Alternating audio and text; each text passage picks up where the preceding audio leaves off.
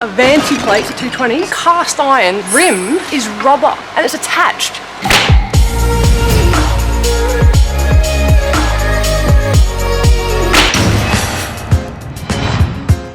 This is attached to the cast iron. Like there's no breakage in it at all.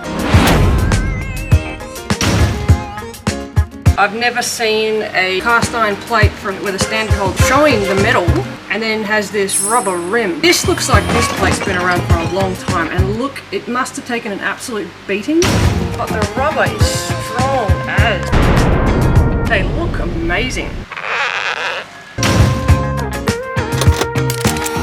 That is just thick, really thick rubber. These plates are pretty cool. These came in, maybe 2 weeks ago at the start of the month. I've never actually seen these before. Just giving them a clean up. I used the Too Easy, that's a strong degreaser, and I cleaned it off because you can't leave it on there, with some general cleaner, dishwashing detergent, water.